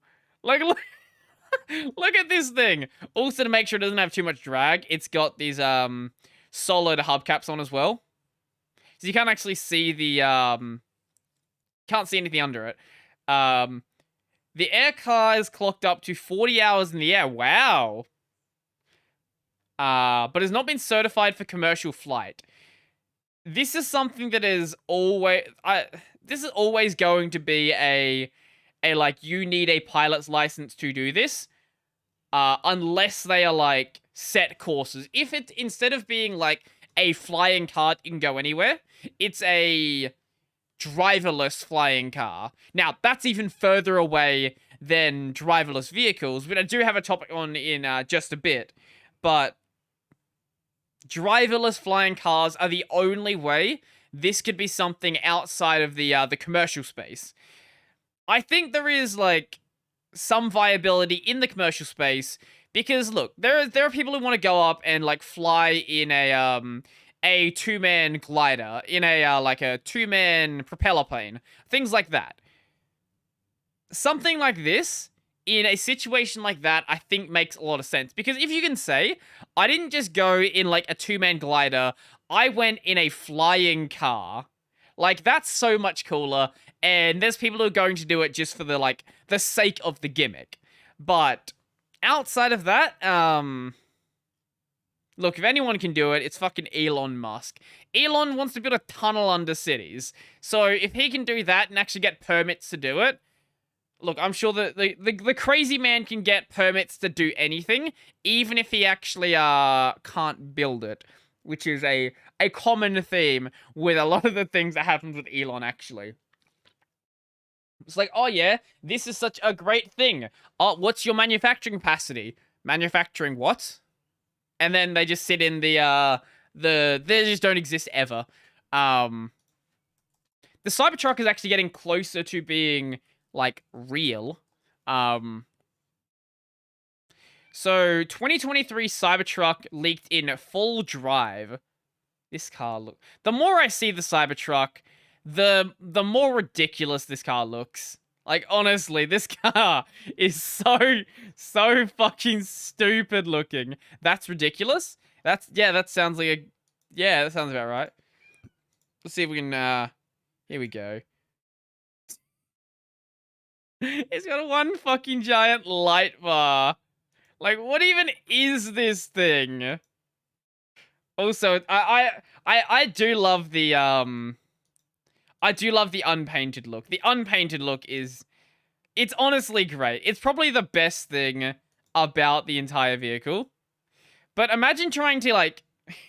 Imagine if you got into, like, a car crash and trying to get repair parts for this. This is the problem with buying any, like, special or luxury car or anything like that. Like, when you buy something, buy a commodity. Like, you buy a Honda Civic. You buy a Holden Barina. You buy a Ford Falcon, a Holden Commodore, anything like that. Getting parts for it is easy because there are a lot of them. How many of these are there going to be on the road? I have my doubts about how many of them there are going to be. We can talk about how many of them were pre-ordered, not pre-ordered, how many of them were booked in the pre-order. It's another question how many people actually end up ultimately buying the device. Because look, if you reserve position, you don't have to pay it. I wonder if people started selling their reservations actually to, in a scalping way. I wouldn't be surprised. I genuinely wouldn't be. So now we're on to the final segment, and today I have a couple of exploits to talk about, actually. There's actually been a lot of stuff going on in the virus security sector, whatever you want to call it. Security sector. Sec means sector. Cybersec. Cybersec. Cybersec. Anyway, so the first one we have is one for Linux. So here we go. This is a vulnerability with Polkit. This one just came out like earlier today, like 3 hours ago as I'm recording this. No, wait, yesterday. 27 hours ago. Very recently. So Linux system service bug gives root on all major distros exploit released. So a vulnerability in Polkit's pkexec component identified as CVE 2021-4034, otherwise known as PwnKit. Honestly, I don't know who comes up with these CVE names because they're always great. Is present in the default configuration of all major Linux distributions and can be exploited to gain full root privileges on the system, researchers warn today. The worst part about it is the bug is more than 12 years old. It's been there since the start. It's been there for a very long time. I'm pretty sure it's been, yeah. Someone else said it was from the start. I might be mistaken on when Polkit came around, but it's been there for 12 years, and 12 years is a very long time. Polkit, Wikipedia, yes, it's been there since the start. Like, yup, at least since it was called Polkit. So anyway, so part of the Polkit open source application framework that negotiates the interaction between privileged and unprivileged processes, pkexec allows an authorized user to execute commands as another user, doubling as an alternative to sudo. Now, a lot of distros have Polkit installed because using sudo from from a script isn't really a good idea and can get very messy very quickly. Polkit is a much cleaner way to actually do so. So easy to exploit, POC expected soon. Researchers at Qualys Information Security Company found that pkexec program could be used by local attackers. That's the other thing. This is a local attack. This is not a remote attack, which is a very good thing. But also, it can technically be a remote attack. The way this becomes a remote attack is if someone convinces you to run something that they sent you. So technically they're attacking you remotely. They don't actually need physical access to your system. So this is used to gain privileges or increased privileges to root on default installations of Ubuntu, Debian, Fedora, CentOS. I don't know if this is all of the distros or if there are other distros included as well. Also, I don't know if this includes Ubuntu-based distros or if many of them changed the Polkit configuration. I would have to assume that things like Kubuntu, Xubuntu, Mate, Lubuntu, all of the ones that are just Ubuntu with a different DE, probably have the same exploit available. Whereas things like Mint and Pop! OS might be different. They warn the Polkit is likely exploitable on other Linux operating systems as well. Yeah, obviously. I don't know about things like Arch, Void, Gentoo, anything. Actually, Void doesn't come with Polkit by default, but I don't know about things like Arch. Basically, you can run this little program, and it just breaks on through. Now, I don't know if this one actually explains. Wait, go on. I don't know if this actually explains the way the exploit happens, because I haven't seen a exploit or an explanation of the exploit. I just keep seeing. Yeah, I keep seeing people demonstrate the exploit rather than, like, this is what actually happens. Also, an exploit has already emerged in the public space less than 3 hours after Qualies published the technical details for PwnKit. Bleaking Computer has compiled and tested the available exploit. Oh! The code is available somewhere. I wonder if I can find it. I'm not going to run it on my system, it's fucking insane. Blasty versus PK exec.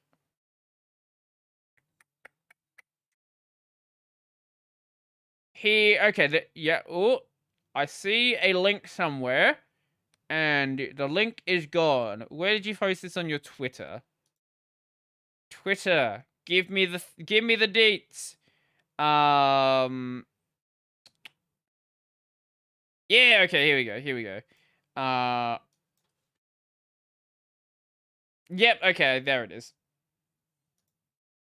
So here is the exploit in question. I don't understand C, but if you want to go and run it, look up Blasty versus pkexec.c and you will find a link to it.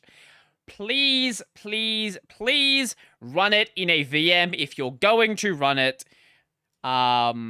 Just in case, you know, this might not be a safe version. Or, like, if something hooks onto it the second you run it. Just to be safe, don't run it on your main system. I shouldn't need to say that, but I know someone's going to do so.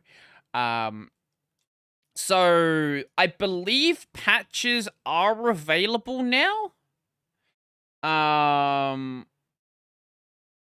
I think patches may be available or are very close to being available. But I may end up doing a video on this. Oh, yeah, Ubuntu has already pushed patches for Policy Kit to address the vulnerabilities in 14.04, 16.04, 18.04, 20.04, and 21.0. Wow, they pushed it all the way back to 14.04. That's not even... Wait, is that part of, Is that part of the LTS? Ubuntu, they push it to older versions of the LTS. Or older versions even outside of LTS. LTS goes back to in current maintenance. Okay, no, 14.04 is part of maintenance right now. It's being maintained until 2024. Okay, that makes total sense then. I wondered why they would have pushed it to such an old version, but it makes a ton of sense. So 14.04.06 is the latest version of the LTS, or the 14.04 LTS. What are you running that you need a 14.04 system? Maybe you just have a 14.04 system and just never upgraded it past 14.04 just because you weren't sure if anything was gonna work, I guess. Either way, this is a pretty big deal. But it's not the only exploit we have today. Another exploit we have is actually a video game-related exploit. This is a remote code execution bug for Dark Souls 3. Not just Dark Souls 3. 1 and 2. And very likely Bloodborne. Very likely Elden Ring. No one's really mentioned Bloodborne, but I would find it strange if Bloodborne's server architecture was so different. Basically, what this lets you do is just execute any code you want. Now, the interesting thing about this exploit is the guy who found the exploit tried to report it from software, And from what he has said, they didn't fucking care. They're just like, oh, okay. Whatever. So, there's actually a screenshot of what this, what happened here. Basically, I'll try to clear things up. A person who isn't malicious discovered a new RCE method and tried to contact From about it through multiple channels, and they ignored him. In an attempt to raise awareness to it so that it would be fixed, as this is a severe security flaw, he did a live stream benign showcase. He had a live benign showcase on stream. It didn't leak. Nobody has it besides him. So what this guy actually did to get From Software's attention is there was a big Dark Souls streamer. I've never watched his channel, but the Grim Sleeper, who has, okay, he's not a big streamer. There was a streamer. He has 3.5k followers. You ready? There was a stop fucking playing audio Twitch. Stream on Twitch. Yes, there we go. And he basically took over this guy's, in a not a harmful way, took over this guy's system, basically made it just play some TTS and crash the game. That was enough to, you know, get From's attention and get the media talking about it, but it shouldn't have taken all of that to actually get them to address it. So he's in contact with SFix so that we can fix it in the in BS. BS is a mod I'll mention in just a moment, but this isn't ideal as the base product is insecure. We're also thinking about Elden Ring, as it will have that exploit as well. The attempts to get From's attention and get an official fix to their exploits is what drives most of us. DS3 is unsafe, even with BS at the moment, and people should complain to From about it. That being said, only because the person who has it isn't malicious and actually understands the severity of what he discovered, it isn't likely to damage your computer. Now, From has actually responded to this, saying, PvP servers for Dark Souls 3, Dark Souls 2, and Dark Souls Remastered have been temporarily deactivated to allow the team to investigate recent reports of an issue with online servers for Dark Souls Prepare to Die Edition. Oh, sorry, Dark Souls Prepare to Die Edition will join them soon. Sorry for the inconvenience. Let's see if other people know what's going on here. Oh, what am I doing? Apparently, the downtime doesn't affect the PvP servers for Xbox or PlayStation consoles. I guess this must be a bug specifically related to... Oh, I guess it makes sense why it wouldn't be on consoles, because consoles stick their games in VMs. Good news. Anything to help the online experience be better. Well, make it actually safe. Full stop. Just actually usable and not going to destroy your entire system. How this had managed to make its way into all 3 games, actually, I guess all 4 if you're including some of the remakes, is beyond me. How no one's actually noticed this for so long, but I guess in the case of Polkit, no one realized that had a massive exploit either. When did Dark Souls 1 come out? Dark Souls 1 came out in... No, the first game, not the remake. 2009. You know what? That's basically as long as Polkit had its bug as well. So, you know what? I take back what I said. It makes total sense why this wasn't found. Especially in the case of, like, a game. A lot of people aren't going to be, you know... Wait, no, sorry, Demon's Souls was 2009. My bad.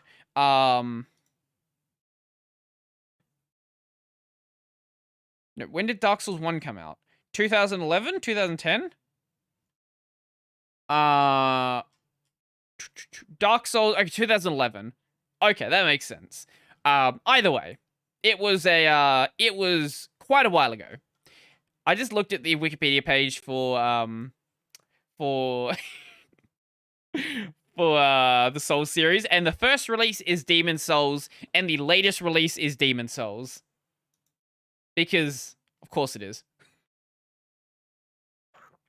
I should actually get around to playing the new Demon Souls at some point. I never actually played it. I never like the original version. There's actually a lot of From Software games I haven't played at this point that I really need to get around to playing, like Sekiro. I really want to play Dark Souls 3. I haven't played all the way through, but I'm absolutely going to be doing so. And yeah, I'm going to play Elden Ring when I get a chance to play that as well. But I'm very happy to see that this bug is being addressed, and hopefully it doesn't exist in Elden Ring. I'm guessing that there must be something different about the way that Bloodborne is made. If this still affects Dark Souls 3, which came out after Bloodborne, but it doesn't affect that game, they must have changed something up there to... I don't know, something's clearly different. Even though they used the same problem, or they used the same server architecture between the Dark Souls games.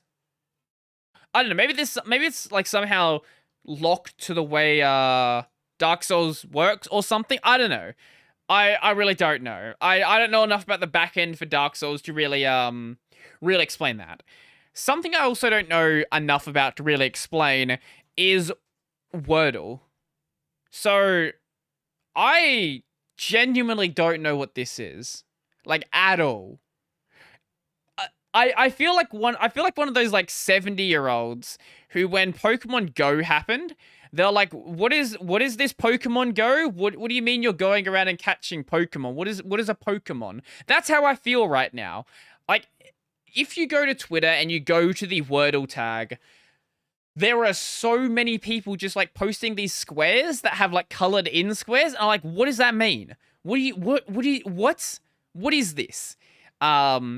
And because the guy who made it didn't ever think it was going to be a big thing, he just made it for like him and his mates, I'm pretty sure.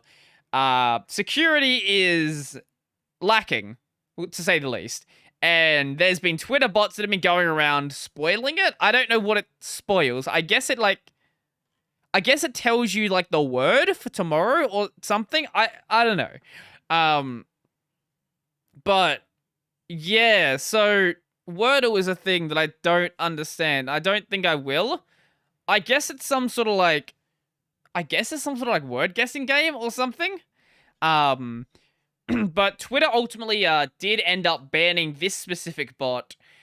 But I guarantee that if we go look it up right now, Wordle bot, Wordle answer bot, I guarantee I'll be able to...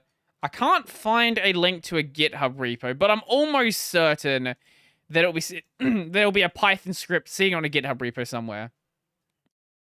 GitHub. Let's see.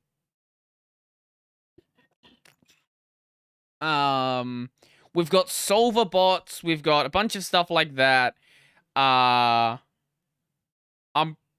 pretty sure all of these will do a good enough job. I'm not surprised. When anything gets popular, there's always going to be someone who comes in and, like, notices that fun is being detected, and they try to eliminate all the fun. Usually, it's, like, game developers, but I guess in this case, it's people who just don't care about Wordle, care too much about Wordle? I don't know. Oh, one way or the other, maybe you care too much about it because you care that you care enough to write a bot for it to, like, automate working out solutions. I don't know. Also, this one here is licensed under GPL 3, so that's also cool. Free software to eliminate Wordle, I guess. Let's see. This app solves Wordle puzzles by attempting to pick guess which on average will reduce the number of remaining possibility A the most. A the most. There's a random A in here for some reason. This was made as an academic learning experience. Obviously, I do not recommend using it and ruining your fun playing the game. Okay, maybe this one's a bit different. But if you search hard enough, you will find... Oh, well, here you go. I built a bot to solve Wordle puzzles and made a histogram of how many guesses it took to solve 2,500 of them. Well, yeah, you can if you just look a little bit. How to cheat at Wordle. Wait,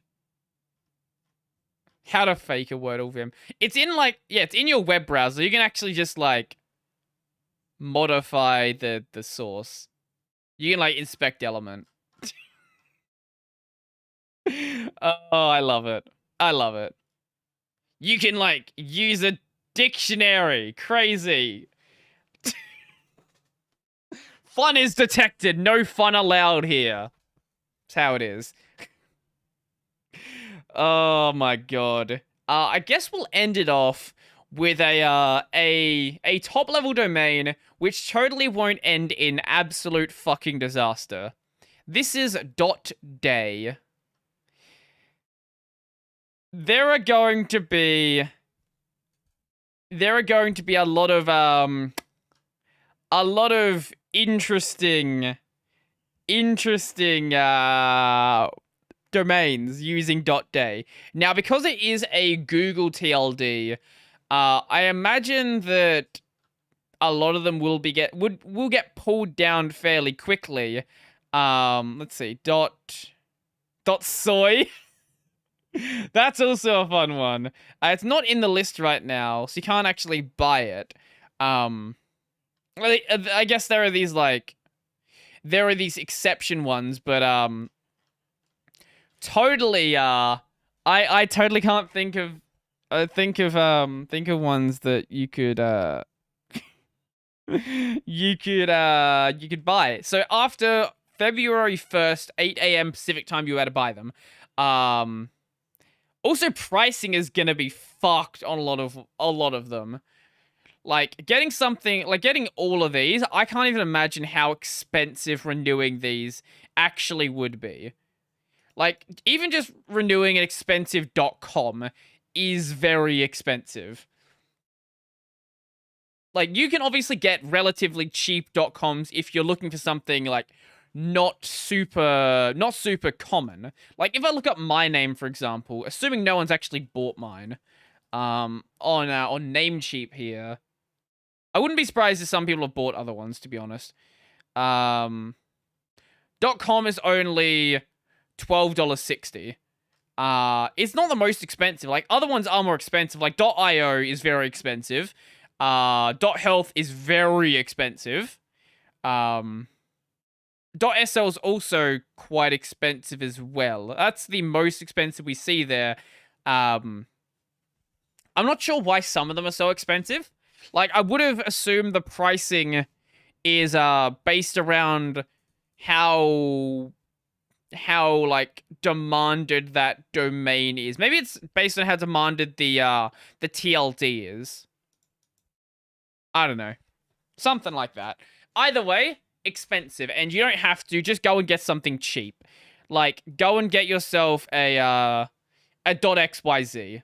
So I wonder if are any of these available? Why? Why are they available? Well, if you want to get a FFXIV one, you can get ffxiv.art for $5 a year first year. How is that available? How the hell is that available?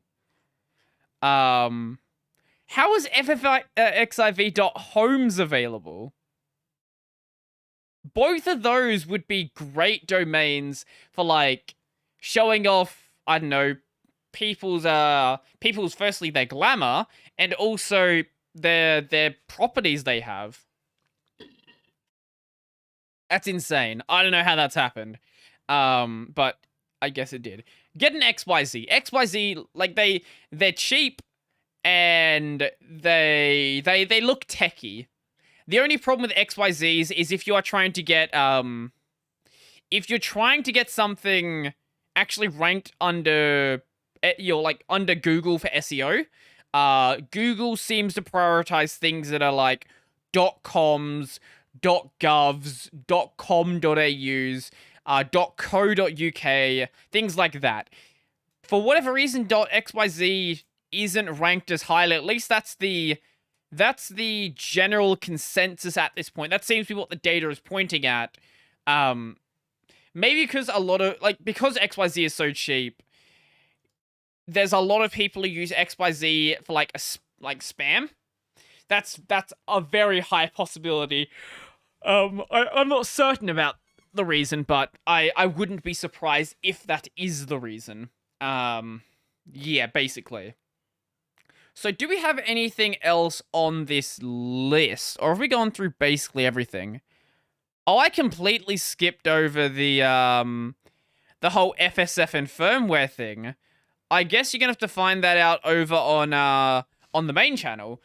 Basically, I'll briefly go over it. Leah Rowe of LibreBoot and CoreBoot and various other influential projects, and Ariadne Connell of Alpine Linux and other things like that, both wrote articles at the start of this month and the middle of this month, respectively, about the FSF, and the way their approach to firmware is, frankly, it's hypocritical, but more importantly, it is dangerous. The general idea is focusing around CPU microcode. So because this microcode is written into ROM, it's not something intended to be modified by the user. This is something that is really, it's outside of the FSF's concerns when it comes to the Respect Your Freedom certification. Respect Your Freedom basically means that the device is running 100% free software. So if it actually has,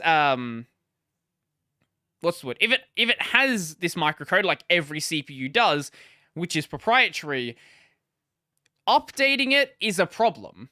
Because if you update it, then you're actively running proprietary software. But if it's just happened to be there and you don't have to deal with it, well, that's fine. So not updating your microcode is incredibly dangerous because the FSF openly recommends old ThinkPads. Old ThinkPads that are vulnerable to every single CPU exploit that has come out since that device was released.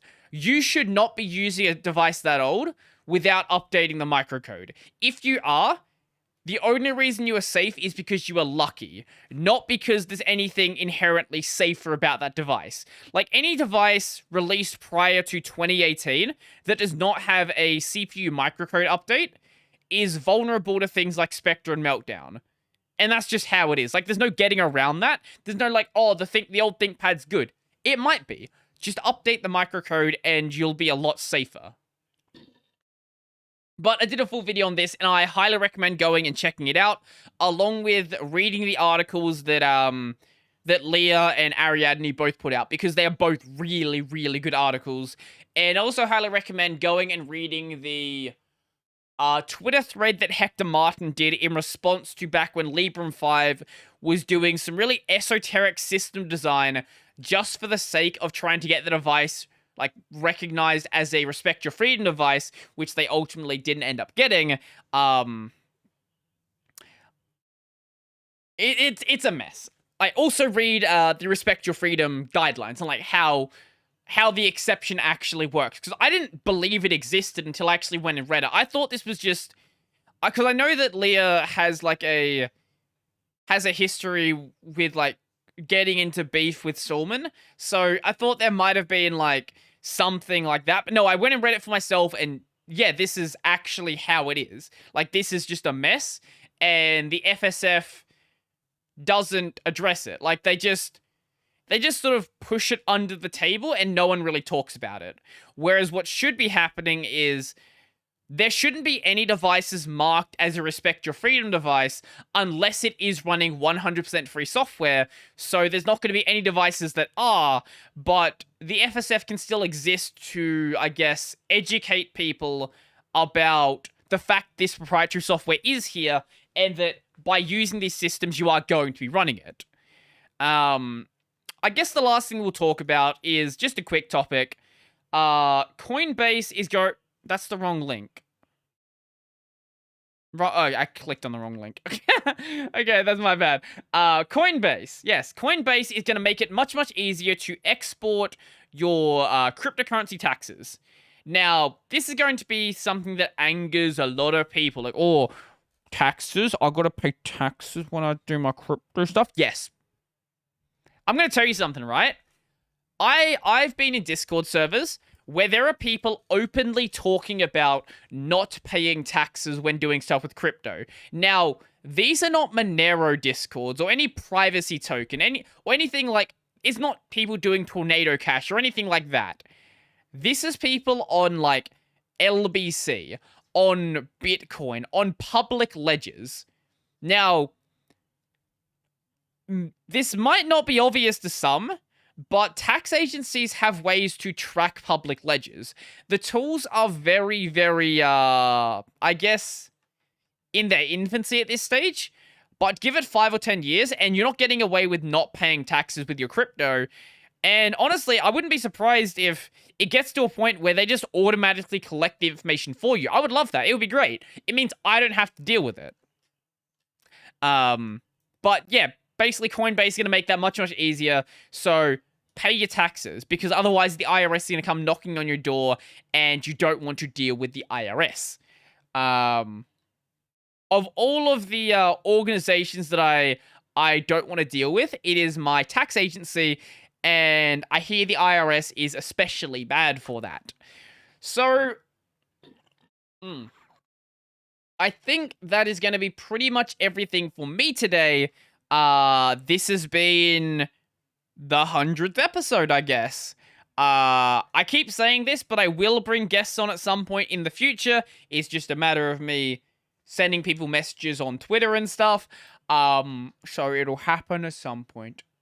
When that point is, fucked if I know.